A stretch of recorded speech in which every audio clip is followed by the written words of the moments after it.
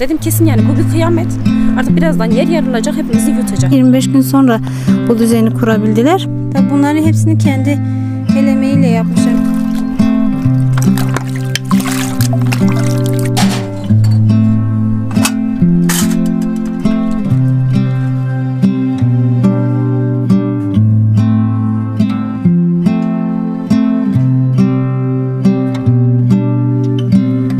Burada hayatlarını devam ettirmeye çalışıyorlar diyelim.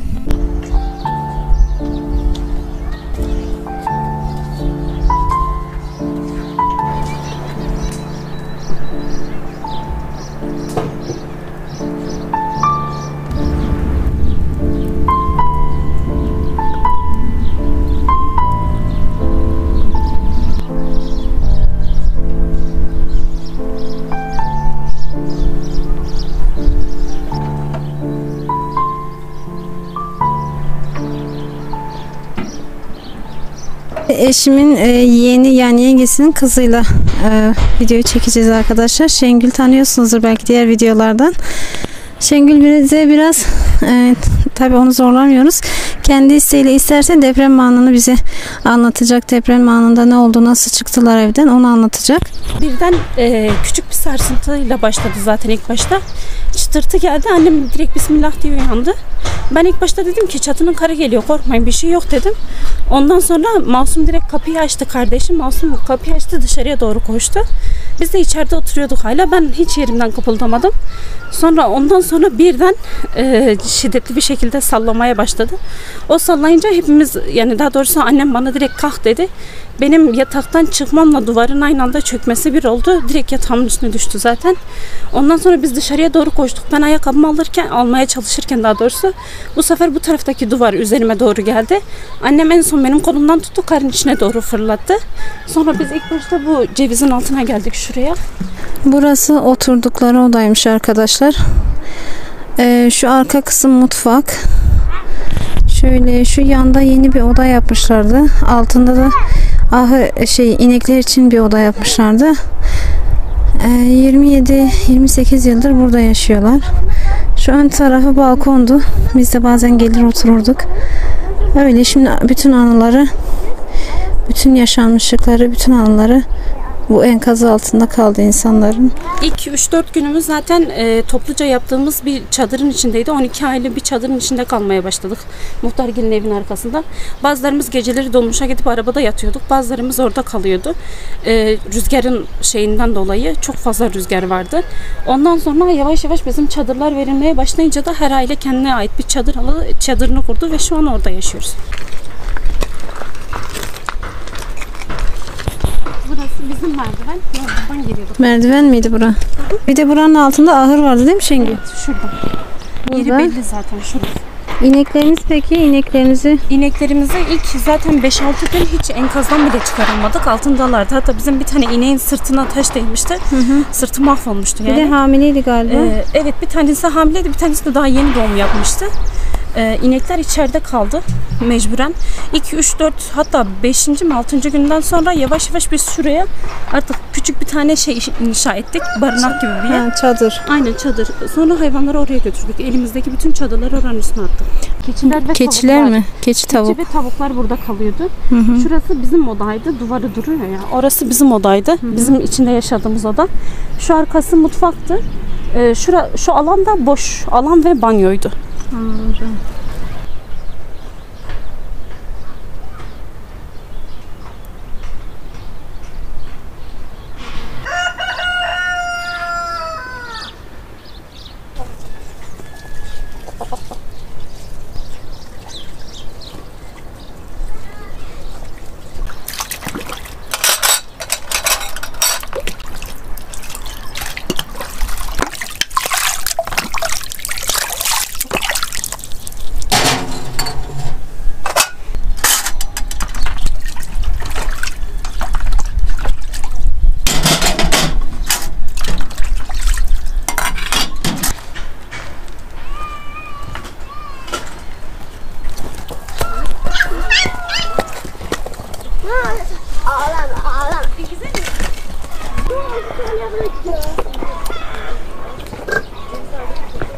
Elif yenge de Şengül'ün annesi arkadaşlar.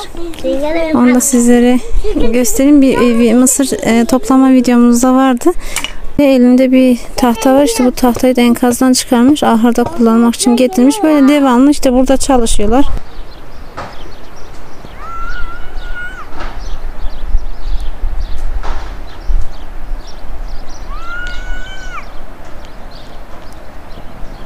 Enerjimiz sonradan depremde de nasibini aldık. İnsanların mağduriyeti sadece yani depremden hemen sonra bitmiyor arkadaşlar. Bu devam eden bir süreç. O yüzden ben de bu süreci elimden geldiğince göstermeye, çekmeye çalışıyorum. 20 yıldır, 27 yıldır hatta ben hep bu evin içinde büyüdüm. Bu evin içinde yaşadık. Yani böyle görmek insanı çok üzüyor. Gelip de yıkıntılarını görmek. Ben bir de burada değildim yıkıldığı zaman. Malatya'daydım. Yani kepçe gelip yıktığı zaman enkazı o zaman burada değildin. Ben o zaman burada değildim. Malatya'daydım. Yani gelip böyle görmek insanı çok üzüyor gerçekten. 27 yılını verdim bir evin eminle emeklerle yaptığımız bir evin bu hale geldiğini görmek insanı üzüyor. Yani çok zor. Bir de bu sene bir oda yaptınız değil mi? Yeni bir oda yaptınız. Eviniz küçüktü çünkü sadece bir odanız vardı. Bizim sadece bir oda vardı. Ben üniversite öğrencisiyim. KPSS'ye hazırlanıyorum. Ders çalışmam için bana bir oda yaptılar. Bu odayı bu yıl ben kullanacaktım ders çalışmak için. Ama evim yıkılınca artık yani çadırda yaşıyoruz. Artık hayallerimiz bile gitti. Nasıl çalışıyorsun peki ders?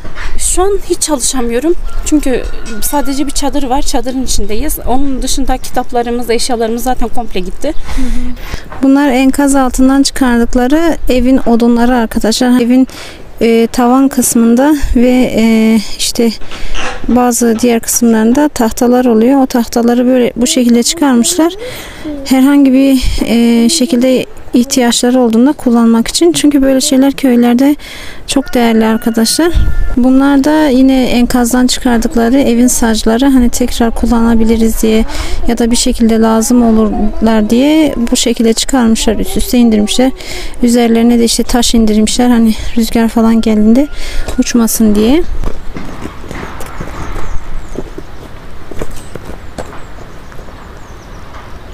Ben ilk başta kıyamet kopuyor sandım. Dedim kesin yani bu bir kıyamet. Artık birazdan yer yarılacak, hepimizi yutacak. Öyle hissettik. Sonra çıktık buradan. Tut ağacının altına gittik. Orası da bütün duvarlar yarılmıştı. Artık insan korkuyor. Nerede duracağını da şaşırıyorsun. Evet. Burada hani boş alan da yok, bulamıyorsun çünkü. Ondan sonra dayımgilin duvarı yıkılmıştı. Annemgile dedim artık oraya gidelim. Artık bir şekilde kendimizi kurtarmamız lazım burada.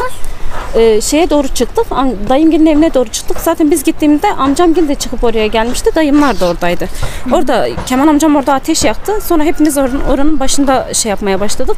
Benim ayağımda ayakkabı dahi yoktu. Yani o korkuyla zaten hiçbir şey alamıyor insan. Hiçbir şey düşünemiyorsun da. Bir de bugüne kadar hiç böyle bu şiddette, bu büyüklükte bir deprem hayatım boyunca yaşamadım. Allah kimseye de yaşatmasın. Çok zor. İnsan ne yapacağını şaşırıyor, nereye sığınacağını şaşırıyor. Etrafa bakıyorsun. Herkes birbirini çağırıyor bir şekilde. İnsanlar birbirinden haber almaya çalışıyor. Zaten o sırada direkt elektrikler kesildi. Zifiri karanlık. Lapa lapa kar yağıyor. Hepimiz sırılsıklam olduk. O ateş olmasaydı hepimiz o gün kesinlikle bir şekilde donarak yani depremden ölmesek bile donarak can verirlerdi. Arkadaşlar Şengül şöyle anlatayım. Eşimin yani Kemal'in yeğeni oluyor. Yani abisinin kızı. Onlar annesi ve kardeşleriyle beraber yaşıyorlar. Babaları yanlarında değil. Yani küçüklüğünden beri beraber büyümüşler. Anneleri büyütmüş onları. Anneleri tek başına bakmış. Onu da belirtmek istiyorum. Çünkü soran olur, merak eden olur.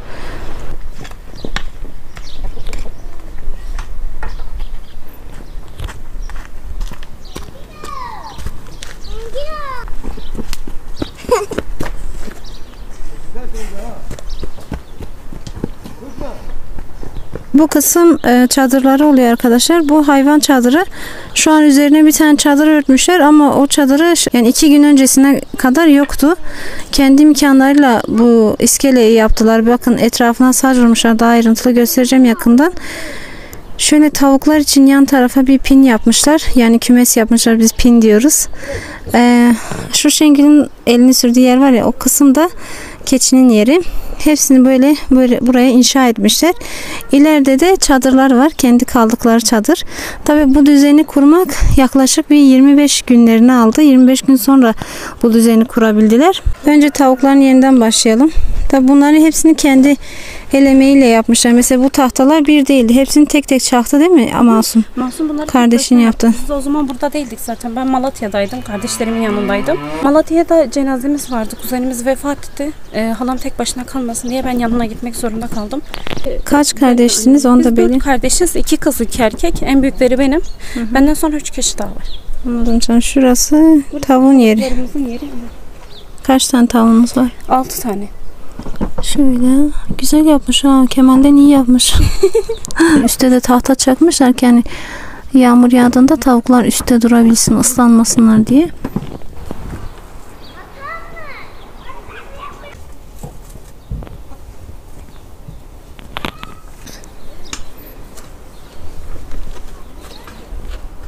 Kümese baktık. Şimdi keçinin yerine bakalım. Kaç tane keçiniz var canım? 2 tane keçimiz var. Bir tane küçük Yavrusu mu kıdıkı mı var? 2 tane de küçük yavrumuz oldu. Biz kuzulara kıdık diyoruz arkadaşlar. Şunları Burası da çekeyim. keçilerimizin yeri. Merhaba. Bunun kıdığı öldü. Çok Maalesef. zayıflarmış. Niye Kıdığı öldü? Niye? Keçilerin arasına bırakmıştık. Kavga etmişler. Ha. Zarar görünce hayvan ezilmiş. ezildi. Merhaba. Bunlar kaç gün Bunlar enkaz 3 gün boyunca altındaydı? Enkaz altındaydı. Yem bile veremedik bunlara. Aa. Hiçbir şey. Sonradan çıkarma Çıkardınız. fırsatımız oldu. Tabii alt kısım yıkılmamıştı. En büyük şansları da oydu arkadaşlar. Çünkü burada hayvan demek her şey demek. Yani sahip oldukları tek şey şu keçiler, bir de 2 inek.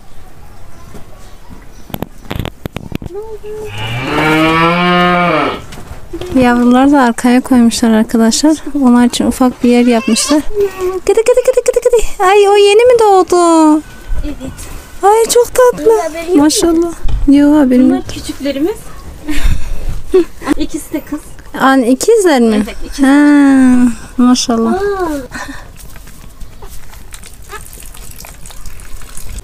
Şimdi adına ne koydun? Ay isimleri yok hala. Koymadım. Yediniz mi? Bu şişeyi yerim var. Şişeyi yerim ben. Hadi gel. Gel. Kardeşine hiç süt bırakmıyorsun belli.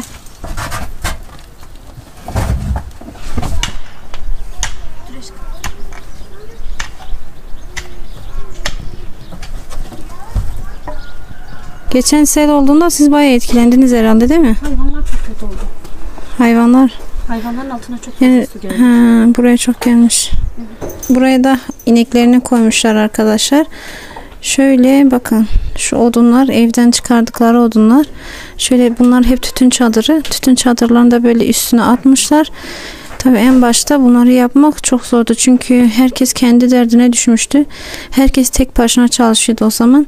Kardeşi de bunları hep tek başına yapmış. Şöyle köşelere saç indirmiş. Evin saclarını. İşte üstüne de yine tütün çadırı.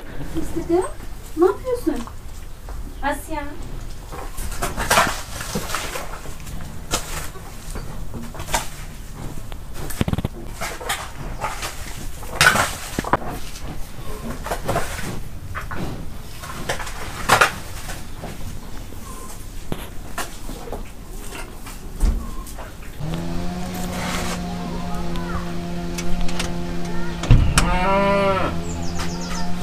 Şu çadırı arkadaşlar 2 gün öncesine kadar yoktu bu hayvan çadırı. Bakın şöyle bir kumaşı var. Yani kaliteli bir şey.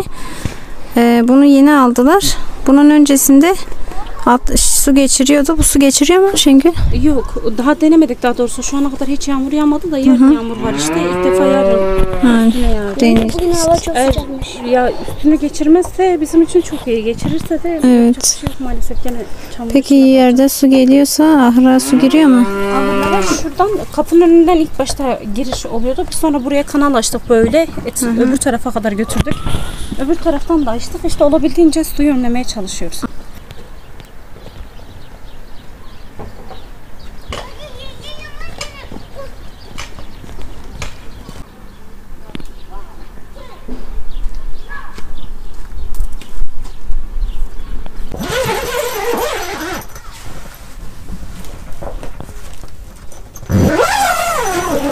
Düne kadar sadece şununla annem gel bırakmışlar. Sadece şu ince şeyi serip yatmışlar üstüne.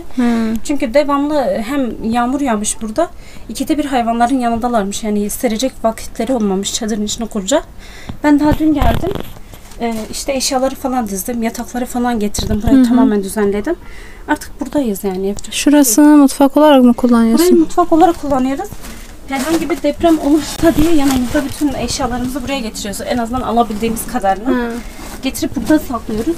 Tabii yine depremden korkuyorsunuz. Bizim güne. Her an olacakmış hissi. Dün çok sallandı. Hissettiniz mi? Evet. Dün gece bayağı Dün sallandı. yeşil yurtu sallamıştı. Biz de bayağı Evet. sallandık. Ama uzun sürdü. Bayağı Diğerlerine uzun göre, sürdü. diğer artçılara göre uzun sürdü. Uzun. Burada sobanız var. Evet, bu sobamız. Yemekleri de burada yapıyoruz. Çayımız falan her şeyimiz burada yani şimdilik. Anladım. Bu sobayı kullanıyorlar arkadaşlar. Hani şu an için hava yağışlı olduğu için bu sobayı kullanıyorlar. Diğer günlerde hani havalar biraz daha düzelirse dışarıya gidebilirler. Dışarıda ateş yakabilirler. Şu an için buradalar. Yemekler, çaylar burada pişiyor. Şöyle minderler eski evlerinden getirmişler. Şöyle yataklar işte biz genelde burada böyle düzenlenir. Üzerine bir battaniye atılır toz kapmasın diye. Şu alttaki yatak bunlar Bunlar sonradan yardımlarla gelenler. Bunlar Çadırın içi her eve soğuk verdiler. olduğu için Evet hani alttan çekmesin insanlar üzerinde uyuyabilsin diye. Şöyle işte yere kilimler serilmiş.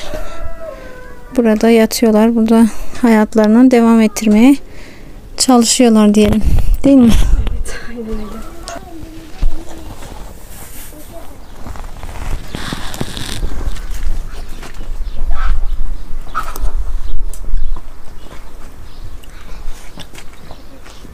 Deniz. Ya önce. Deniz buradan gelmeye çalışıyor. Deniz sen o tavşıyla ne yapıyorsun? Çekişle ne yapacaksın? Çalışıyor musun ha? Deniz. Hadi oynayın bakayım hadi. Gel. Evet. Hadi birbirinizle paslaşın öyle oynayın. Nasıl olacak? Ne yapacaksın?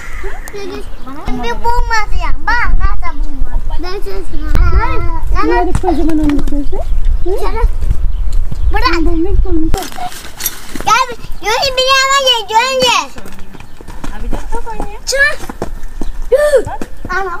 Çınar sloganı kim kazanırsa ben kazanacağım. Yok ben kazandım. Şahadat. Narin de Aslan Burcu, Çınar da Aslan Burcu, ben de Aslan Burcu'yum.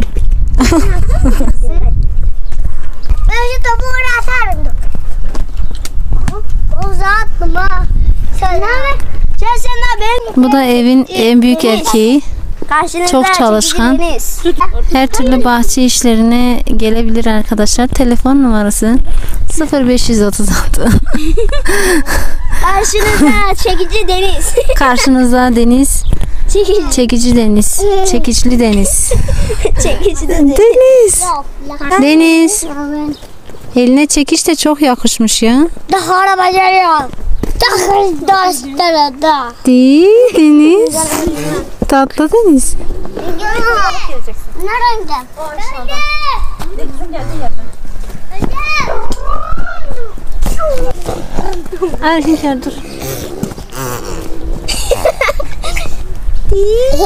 Deniz geldi. Deniz.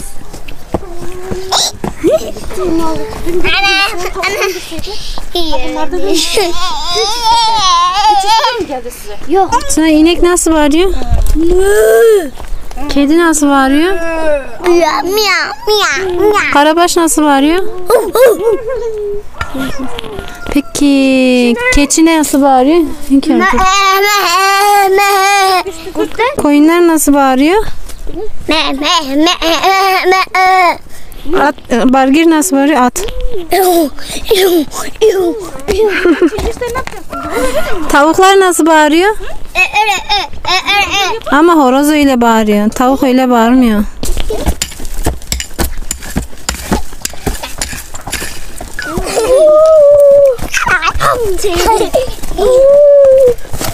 Ay çalışıyordu.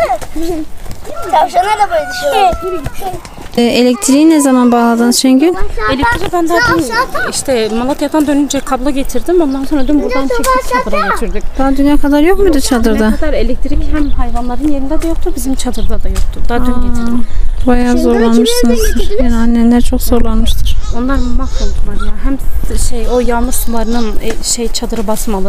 Hem elektriğin olmaması, hem burada kimsenin olmaması bayağı zorlamış onları. Şu an komşunuz Yusuf abi değil mi? Denizler yani. Yusuf abi aşağıda çadırını zaten biliyorsunuz çekmişim. Şengüller de hemen bir üst tarlalarında çadırlarını kurmuşlar. Tarla bize ait değil, başkasına ait. Biz söyledik hani böyle bir durumumuz var dedik. Adamlar Allah razı olsun bir şey demediler. Hani Tarla sizin değil. dedi. Yok, tarla bize ait değil. İşte sahibinden izin almışlar. Sahipleri burada değil arkadaşlar. Sahipleri de sağ olsun izin vermişler. Çadırı buraya kurmuşlar. İnşallah bir an önce evleri yapılır. Bir evlerine sağlam bir ev yapılır da o evlerine girerler. Çünkü çadır hani bir yere kadar çadırda yaşamak hani dışarıdan nasıl görünüyor bilmiyorum ama gerçekten çok zor. Bugün biz gitmiştik oraların yanına değil mi? Gel. Ana. Yenge ben de geldim o. Tamam, sen de geldin. Biz beraber gittik. Ben de geldim. Sen de geldin. Bunlar küçük civcivler. Horoz musunuz siz? Horoz musunuz? Tavuk olmaz. Geldiğindeki ilk misafirlerim. Ama deniz civciv. Uzanıp gelmişti.